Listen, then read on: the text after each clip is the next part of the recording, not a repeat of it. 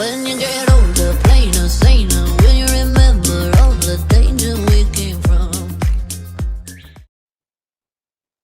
Bom, pessoal, dando continuidade, então, à nossa segunda noite do primeiro encontro de parasitologia e estudos de conservação, né?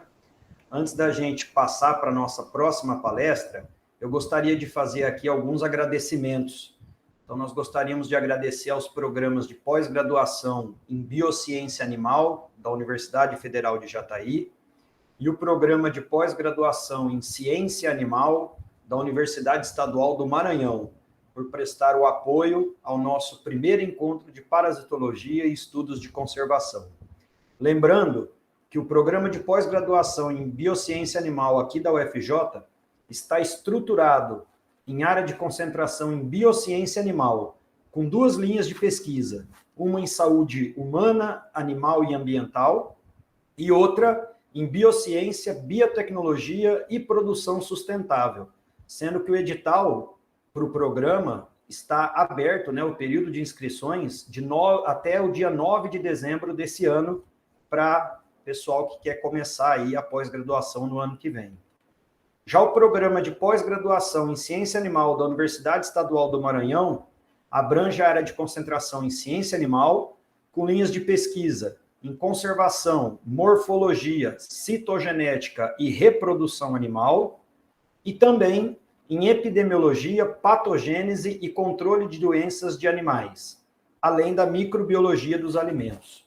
O período de inscrição lá para ingressantes para o próximo ano também está aberto até o dia 11 de novembro de 2022. Então, nós reiteramos, né, que os editais de seleção desses programas estão abertos e quem tiver aí interesse em ingressar na vida acadêmica, em fazer uma pós-graduação, um mestrado, tem aí uma oportunidade à frente.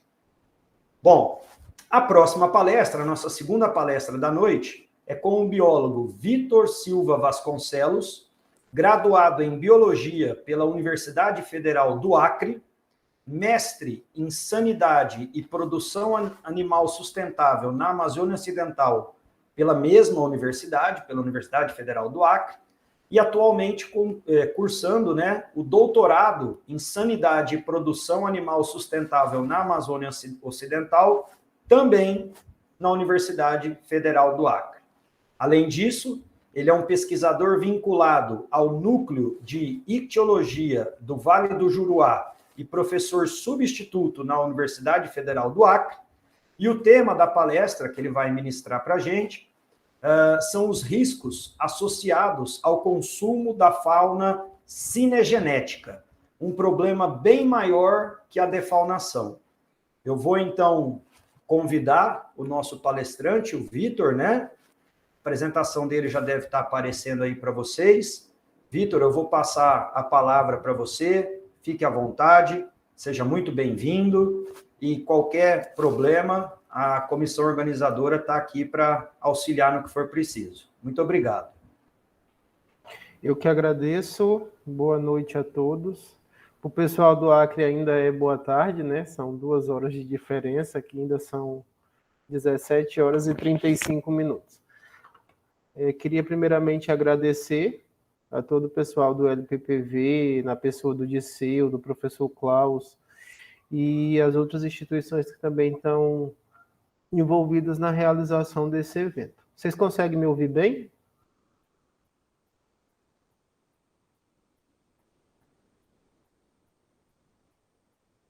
Sim, estamos te ouvindo muito bem. Ah, sim, tá bom então. Então a gente vai começar aqui, tá bom? Obrigado mais uma vez e vamos lá. Bom, como já foi falado, meu nome é Vitor, sou biólogo formado aqui pela Universidade Federal do Acre, a UFAC. Sou mestre em ciência animal pelo programa de veterinária e estou fazendo doutorado na mesma pesquisa. A palestra que eu vou trazer hoje para vocês, ela remete muito a parte da minha pesquisa de mestrado, que foi o que, depois do que a gente viveu com a pandemia, me deu esse start para realizar a minha pesquisa de doutorado. Como vocês estão vendo aí, o título da nossa palestra é os riscos associados ao consumo da fauna cinegética, um problema bem maior que a defaunação. Eu quero começar falando para vocês algo relacionado ao que seria essa fauna cinegética.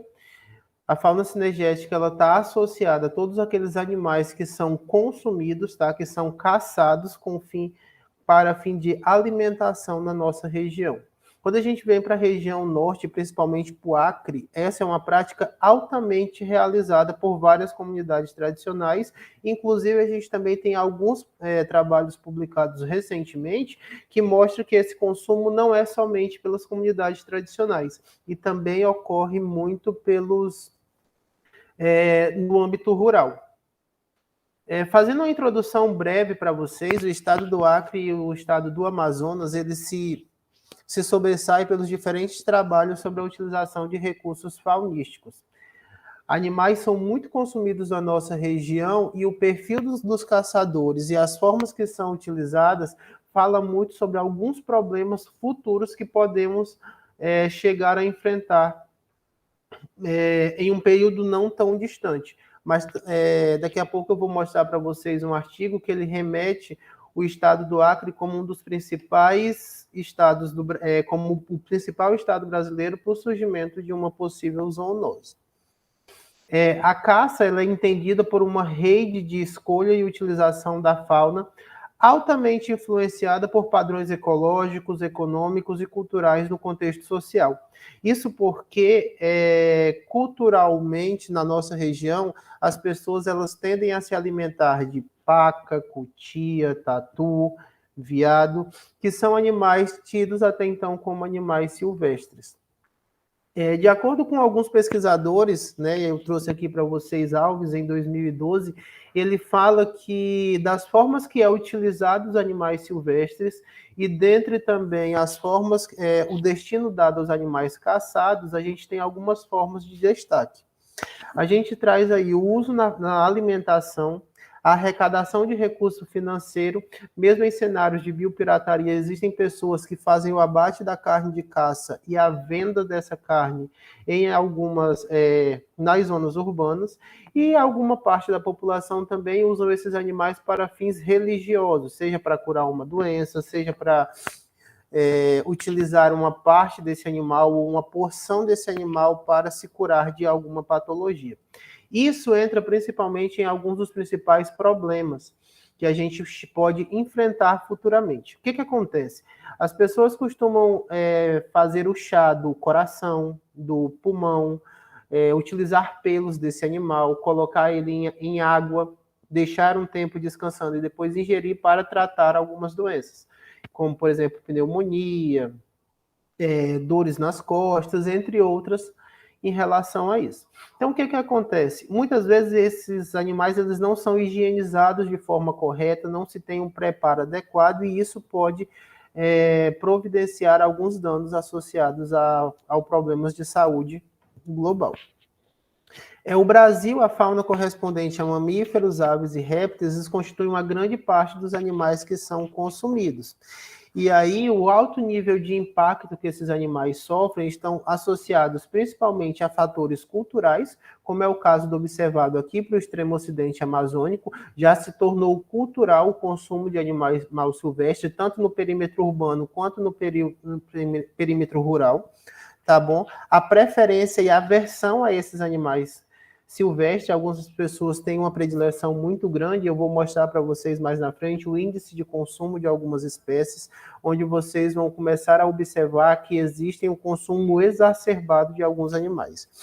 E os locais utilizados para caça também acabam favorecendo ainda mais o abate alto. Como aqui as pessoas têm muito o cultivo de criar roçado, seja para plantação de mandioca, para fazer a farinha de mandioca ou macaxeira, não sei como a maioria de vocês conhecem. E aí alguns desses animais acabam visitando esse roçado. Então, o local onde o comunitário passa a maioria do dia ainda é assim um local onde ele acaba encontrando algo para alimentar ou alimentar a sua família. Bom, a caça ela desempenha um papel muito importante no desenvolvimento e manutenção dos grupos tradicionais em florestas tropicais de todo o mundo.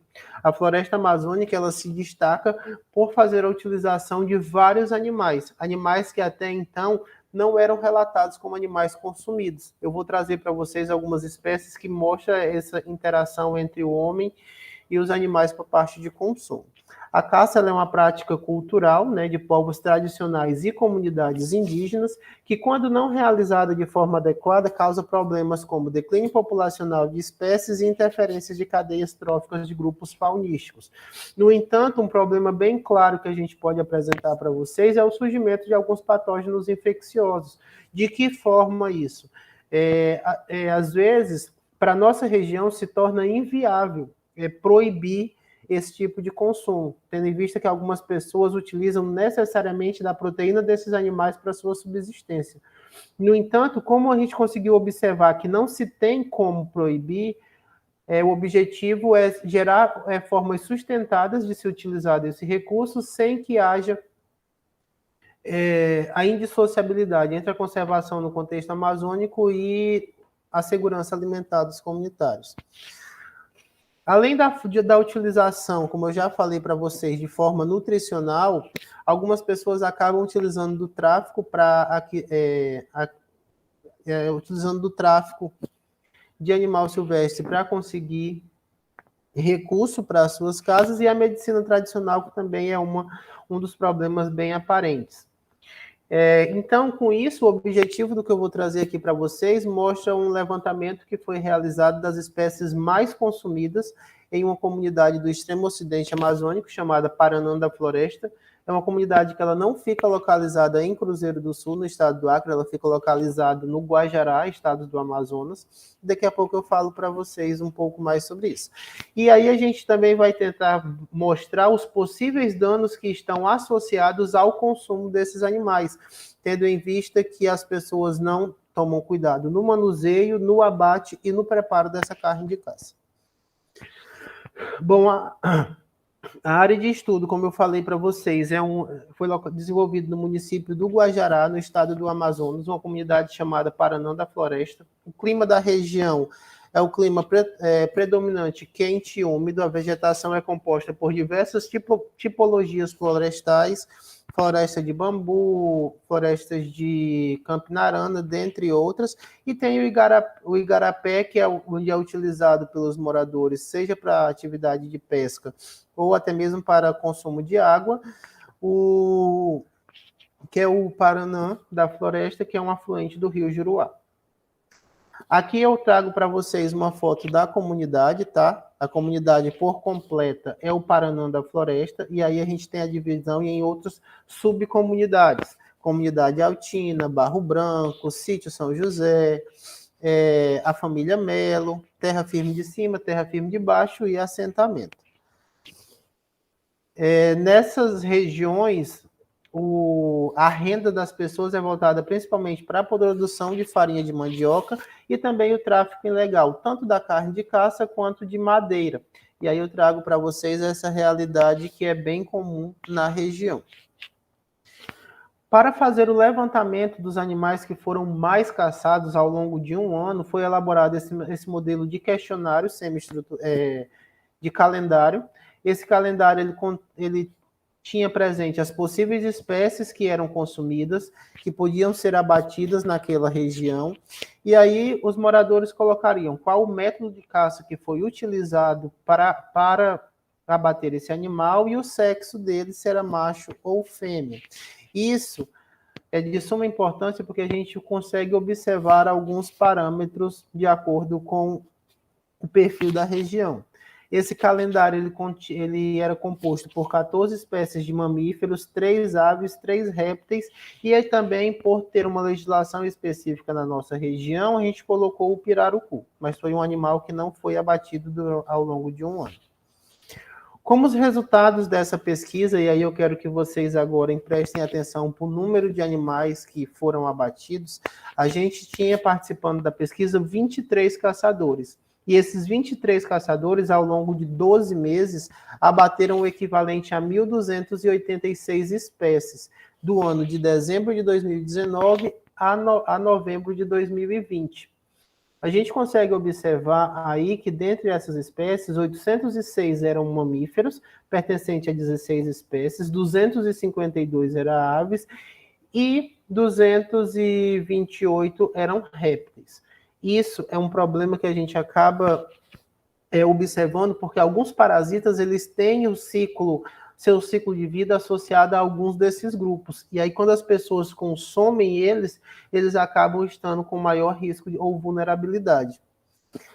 Fazendo uma amostragem para vocês a respeito de quantos animais foram abatidos por cada mês, a gente tem alguns meses aí que se destacam em relação aos outros. O mês de abril e o mês de novembro, onde a gente teve, respectivamente, 167 e 159 animais abatidos, e o mês de janeiro, que é um mês curiosamente baixo em relação aos outros, só foi abatido 28 animais. Em conversas com os nossos comunitários, eles mostraram que esse mês existe uma grande evasão de pessoas da comunidade rural para a cidade. E é interessante que eles vão para a cidade, eles levam a carne de caça para consumir lá, e eles vão em busca de trabalho, porque no mês de fevereiro, né, tá bom que esse ano foi um ano atípico por conta da pandemia, o ano que executou o trabalho, mas é um ano que eles vão para a cidade trabalhar para comprar material escolar para os seus filhos. Mostrando para vocês a quantidade de mamíferos, aves e répteis abatidos por mês, aí a gente traz esse resultado. De longe a gente observa que os mamíferos são os animais que são mais consumidos ao longo de todo o ano. E quando a gente vai falar sobre os métodos de caça que são utilizados, a gente entra em alguns dos métodos que mais são utilizados pelos caçadores. O método de caça a curso, onde foram abatidos 934 animais, cerca de 72,63% dos animais abatidos, sendo que foram 249 aves, 629 mamíferos e 56 répteis. O método de caça a curso, ele acaba sendo um dos métodos mais utilizados, mas métodos esses que também podem estar associados, porque na maioria é associado a problemas de saúde pública. O caçador ele vai abater esse animal na floresta e vai ter contato com seus fluidos biológicos, sangue, vísceras, que tem várias quantidades de parasita, e não tem nenhum cuidado no manuseio ou no preparo dele. Um outro método também que tem problemas associados de saúde pública é o método de armadilha. Essa armadilha é uma arma de fabricação caseira que a pessoa deixa na mata e ela vai fazer o processo de observação periódica a partir do momento que ela sentir que essa arma foi disparada. No entanto, a gente sabe que alguns parasitas eles são altamente... eles têm um ciclo de vida muito grande. Então, o que acontece? O animal ele fica morto e antes do caçador ir pegar, ele fica exposto, seja a outros animais ou seja a alguns agentes patológicos presentes na região. Então, nesse momento que o animal é morto e está no chão ali, no local onde a armadilha foi colocada, a gente também tem possíveis parasitas que podem chegar até lá e quando esses animais forem levados para a casa dos moradores, eles serem contaminados posteriormente. Existe um método de caça também que é bastante interessante, que é a caça em barreiro, que é onde eles colocam sal de cozinha elevado por um pedaço de madeira, enchem de água e fazem pequenos furos nesse saco. Isso vai fazer com que o sal goteje no chão e alguns animais vão até lá para se alimentar. Nisso, o caçador fica em cima de uma espera e ele começa a abater esses animais na hora que ele vem se alimentar. Um dos métodos de caça que são bastante utilizados, e aí a gente já entra em uma transição parasitária de um animal para o outro, é o método de caça com cachorro. Os caçadores utilizam um cachorro de caça para achar alguns animais, e esses animais, os cachorros fazem aquilo que eles chamam de acuar a caça, que nada mais é do que incomodar esse animal e por meio do farejo encontrar o mesmo. Isso a gente já tem aí, a partir disso, algumas migrações parasitárias. O cachorro ele é muito utilizado para encontrar répteis. Na grande maioria das vezes, o jabuti, como eu mostro aí para vocês, cerca de 85% dos jabutis que foram abatidos foram através do método com cachorro. Isso chama a atenção porque parasitas que têm seu ciclo parcial em jabuti podem finalizar o seu ciclo nos cachorros, tendo em vista que os moradores acabam alimentando o cachorro com a víscera desses animais ou com parte do animal que não é consumido.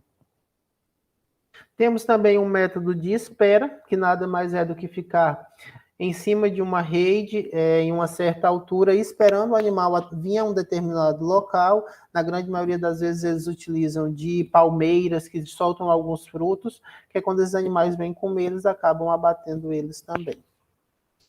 Existe o método de malhadeira, que foi utilizado para pegar alguns animais aquáticos, e um método chamado de zagaia, que é uma espécie de arpão que eles utilizavam para matar alguns jacaré. Aqui eu trago para vocês todas as espécies que foram abatidas ao longo de um ano e os seus respectivos métodos utilizados. E aí a gente chama a atenção que o método de caça a curso, ele foi responsável por abater todos os animais, mas quando a gente fala, por exemplo, de caça com cachorro, mais de 80% dos cachorros abatidos foram através da caça com... dos jabutis abatidos, foram através da caça com cachorro. Aqui a gente só faz uma representação do método por ano, por mês, né? Alguns métodos foram utilizados em cada mês. E aqui eu quero chamar a atenção para vocês, porque na região norte a gente tem duas estações bem definidas. É o período seco e o período chuvoso. O período chuvoso, que ele comporta ali de junho ao começo de novembro, é o período que a incidência de chuva é menor.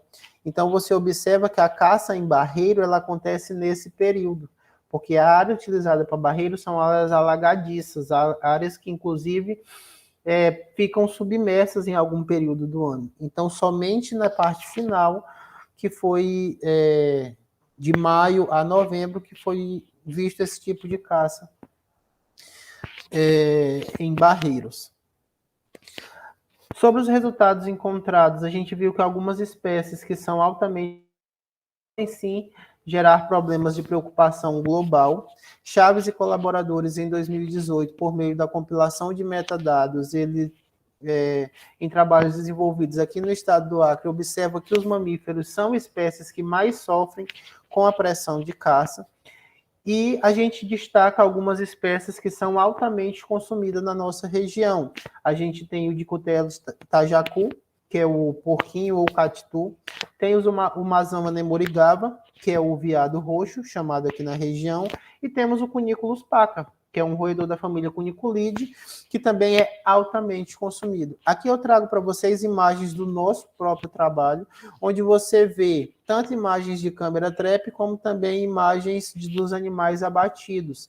E aí a gente mostra como não se tem nenhum cuidado na hora de manuseio desses animais. Os animais são jogados no chão e eles podem ter contatos com fluidos biológicos e outros dejetos. Nesse momento agora, eu chamo a atenção para vocês que essas são as três espécies que vão envolver a minha pesquisa do doutorado, que é o levantamento da fauna eumintológica desses animais e o levantamento de possível potencial zoonótico do Mazama nemorigava, Dicoteles tajacu, Cuniculus paca e a cutia, que é o Dasyprocta fuliginosa, que eu não encontrei uma foto para trazer para vocês, mas daqui a pouco eu mostro. Yamada em 2006 e Botelho em 2018, eles falam que esses mamíferos têm uma grande importância ecológica, tanto para a própria Amazônia, como também para alguns ciclos parasitários, o que pode influenciar ainda mais o surgimento de alguns patógenos infecciosos de importância global. A paca foi o animal que foi mais consumido, foram abatidos quase 200 animais em um ano, e a gente tem alguns problemas, né? Johnny, em 2001, ele levanta 3 espécies de tricuríase, que são parasitas com potencial zoonótico. Ele pegou o tricura, o vulpes e o suis, e viu que eram possíveis parasitas que são presentes em paca e que podem gerar uma contaminação humana. E, como a grande maioria de vocês sabe, a tricuríase é uma parasitose muito comum em países subdesenvolvidos, onde as condições de saneamento básicas são precárias. E aí tem várias sintomatologias associadas. Dentre essas sintomatologias associadas, a gente também consegue destacar alguns problemas que são observados, tendo em vista que são parasitas que podem sair da paca para os seres humanos.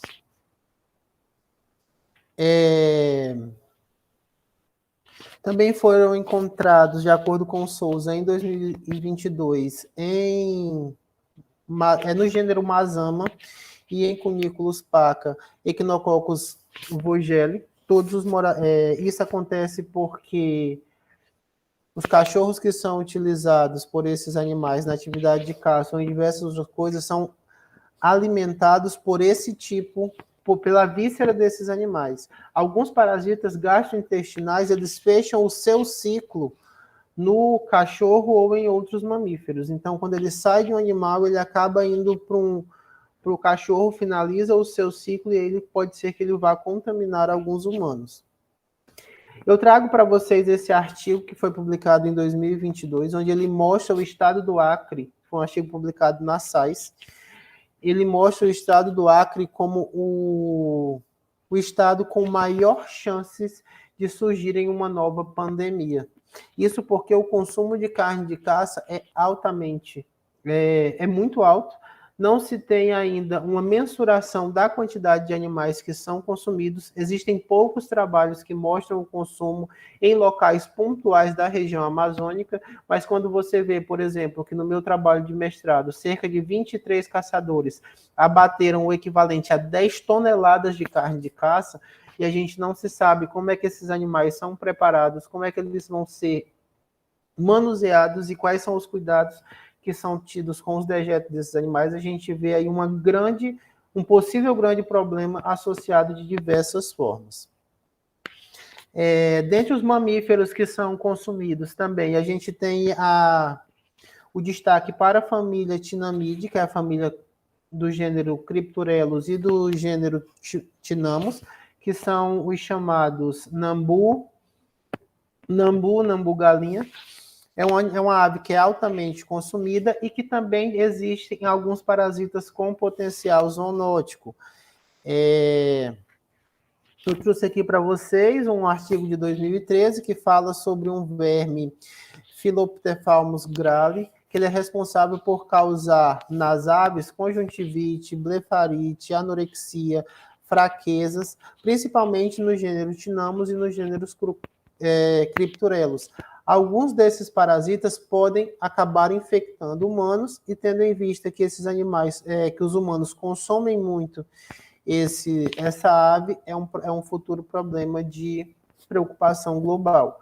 O meu doutorado ele visa bastante isso, pegar esses animais que são altamente consumidos, ver a sua fauna euminetológica e, a partir disso, mandar para a população formas sustentadas de se utilizar desse recurso, tendo em vista que não é possível proibir.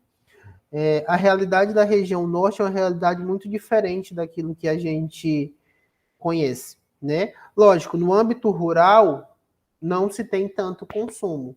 No entanto, no âmbito urbano, não tem tanto consumo. Mas no âmbito rural, pessoas não têm açougue, não têm acesso a um outro tipo de proteína que não seja proteína advinda de animais silvestres.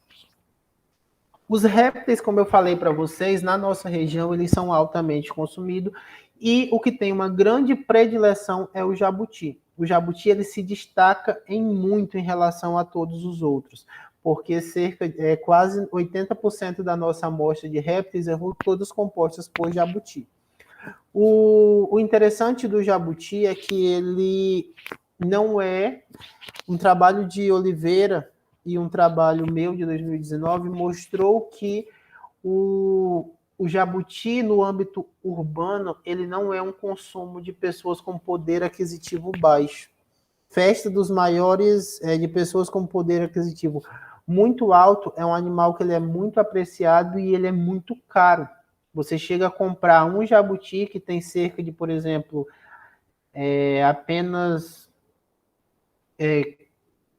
20% da sua biomassa é utilizada para consumo, todo o restante é casco e víscera, a gente tem um animal aí que você chega a comprar ele por 120 ou 150 reais um único indivíduo. É bem mais do que 1 quilo, por exemplo, de uma carne para churrasco, por exemplo.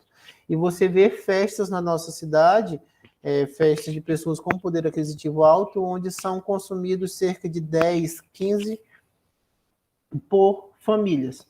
Lógico que isso são dados que a gente não tem como comprovar, porque as pessoas têm um receio muito grande. Mas a gente consegue ver com alguns comunitários que é comum a venda da carne de caça deles para essas pessoas com poder aquisitivo mais alto. Em dados ainda não publicados pelo nosso laboratório aqui, o Laboratório de Biologia Animal da UFAC, a gente encontrou oxiúros em quelonoides denticulatos. Eu fiz um breve levantamento sobre a fauna euminfológica de quelonoides, tem muito trabalho para carbonários e tem outros trabalhos com outros jabutis ou com outros quelônios, mas ainda não se tem na literatura o relato de quelonoides denticulados parasitados por oxiuride. E aí eu trouxe até esse trabalho para vocês, que ele mostra uma lista dos eumintos associados aos répteis lá do Peru. E é um trabalho bem rico, que tem várias espécies, mas não tem o oxiurus parasitando os quelônios da região. Outro problema associado a isso é a migração parasitária. Alguns parasitas, eles têm o seu ciclo biológico fechados em mamíferos. Então, eu quero que vocês observem. O cachorro, ele é utilizado. Eu coloquei o oxiurus aqui só para representar, tá? Mas eu quero que vocês observem que o cachorro, ele é utilizado para encontrar o jabuti. O jabuti, ele está parasitado por oxiurus ou por outros parasitas com potencial zoonótico. O caçador, ele mata o jabuti, ele vai ter contato com o sangue, com fluidos biológicos ou com outras excretas desse animal, sem nenhum problema sem nenhum cuidado no manuseio ou no preparo.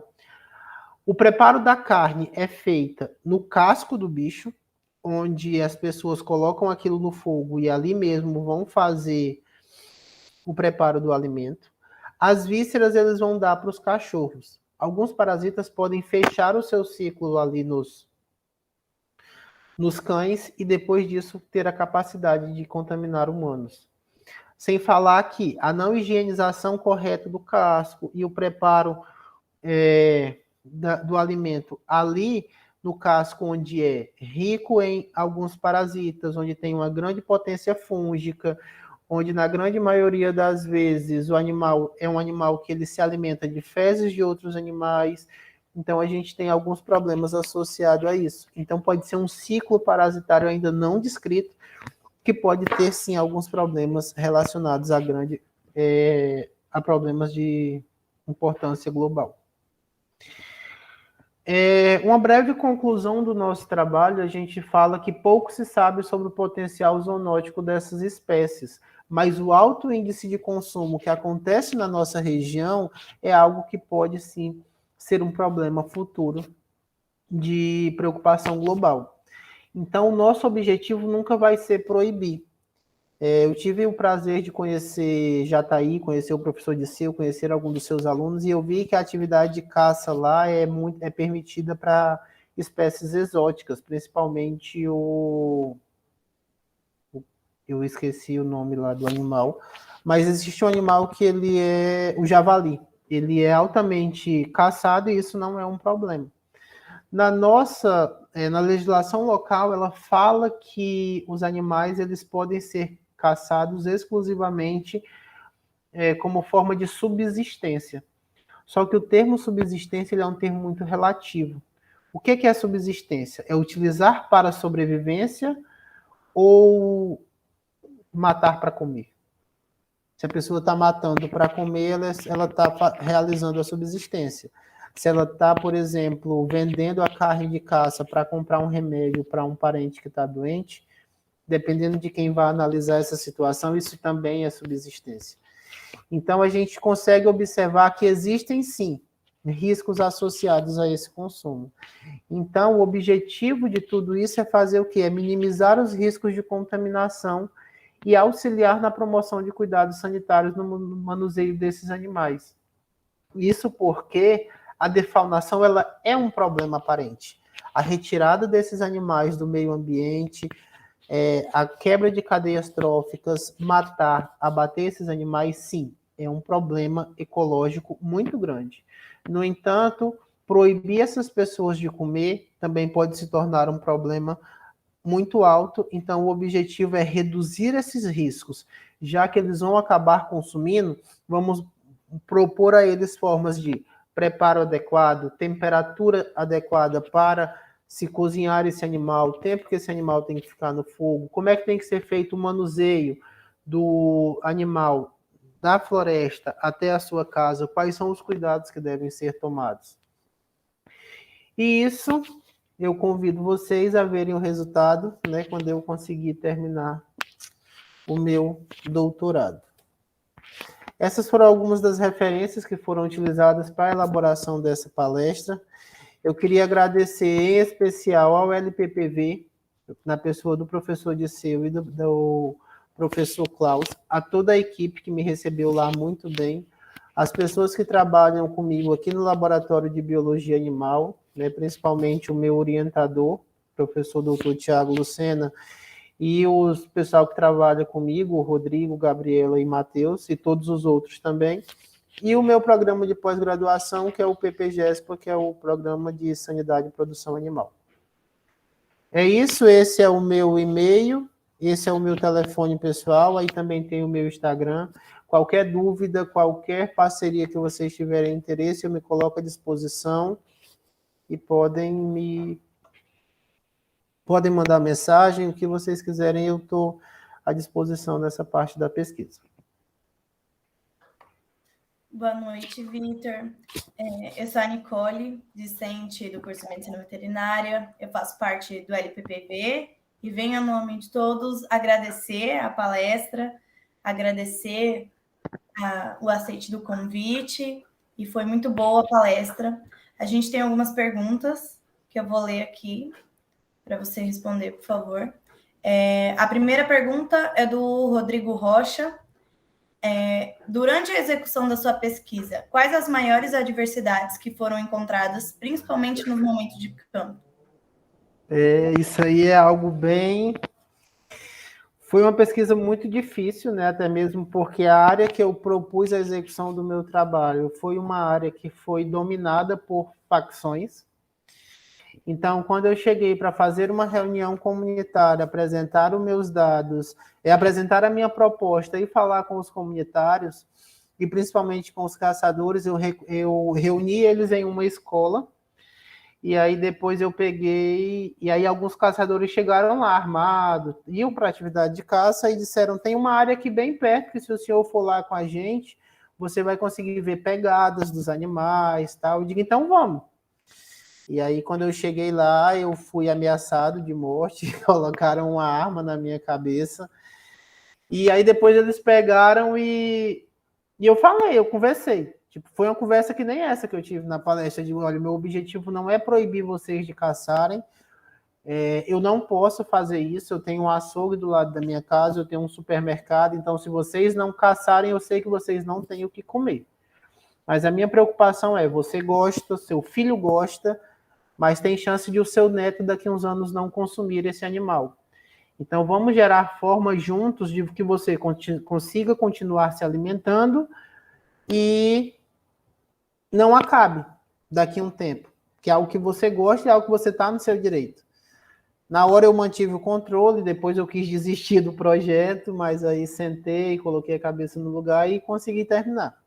Mas essa eu acho que foi a pior dificuldade, foi a aceitação. Depois eu consegui desenvolver o trabalho, eles conseguiram ver que era só uma pesquisa, eu não tinha vínculo com...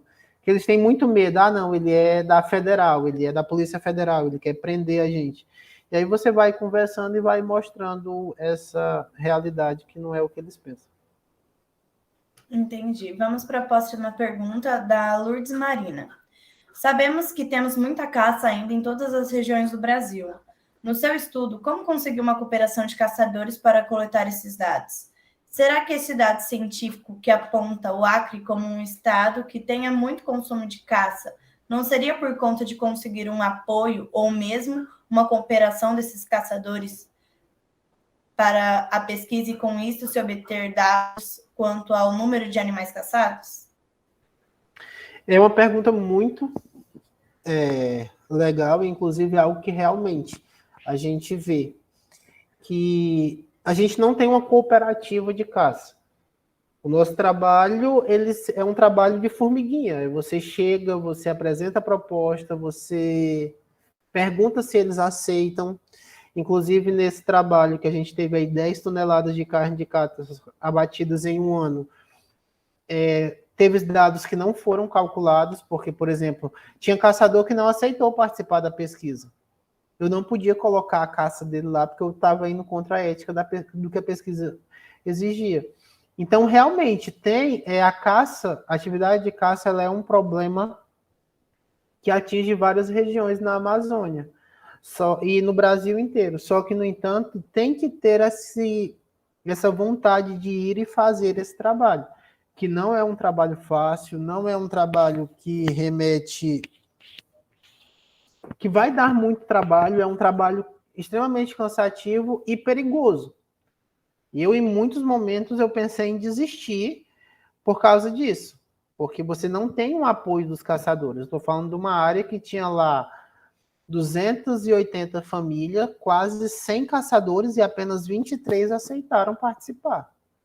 E desses 23, apenas 6 quiseram me matar se eu não soubesse o que falar para eles. Então, para trabalhar com caça, infelizmente, eu reconheço que você tem que ter coragem de chegar até as pessoas e apresentar o seu problema. E deve ser por isso que são dados defasados em outras regiões do Brasil, porque ninguém consegue chegar para você e dizer assim, não, eu caço, eu mato, eu consumo e tá de boa. Infelizmente, isso não acontece sempre. Entendi. Vamos para a última pergunta do Alexandre Soares. Animais como a paca, que pode ter acesso a produtos homeopáticos em coxos em fazendas de pecuária, tem uma certa redução de parasitas? Olha, deixa eu primeiro contar como foi que eu entrei no parasita, porque se eu responder alguma besteira, vocês não vão me criticar, né? Eu vi esse alto consumo e aí eu fiz alguns campos com parasitas de peixe. E aí foi quando começou a pandemia, e eu disse, peraí, se os peixes têm tanto parasita com potencial zoonótico, eu acho que a caça também tem. A paca, ela é um animal altamente parasitado, tanto em ambiente de cativeiro quanto em ambiente natural. Existem aqui na nossa região um casal, e aí eu não sei se eu vou responder a pergunta do rapaz, mas tem um casal que mora numa cidade próxima que foi contaminada por equinococos. E ele vai fazer um uso de um medicamento a vida inteira, que causou alguns tipos de lesão hepática no casal que consumiu essa carne. Então, a paca, ela é um dos animais que são consumidos em várias regiões do Brasil, mas é um animal que tem um grande potencial zoonótico, só que isso ainda não é tão conhecido.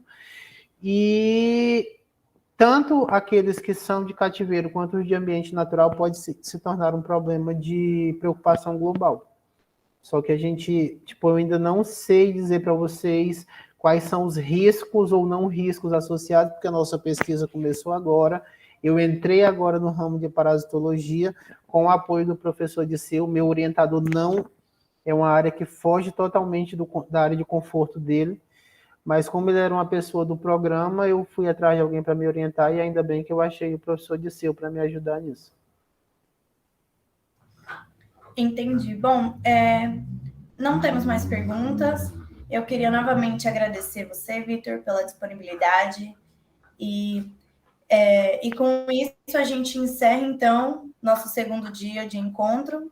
Quero agradecer também a todos que participaram, que estão conosco até agora, e lembrar de vocês preencherem o formulário de presença que está no chat. E com isso, nós finalizamos nosso segundo dia de encontro e até amanhã.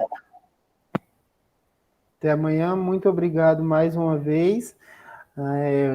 ao Disseu e a todos vocês. Parabéns, o evento está incrível. E eu estou muito feliz em poder ter pegado um pouco do meu conhecimento e passado para vocês. Parabéns à equipe toda. Nós que agradecemos o compartilhamento. Muito obrigada, muito interessante. Obrigada. Tchau, tchau.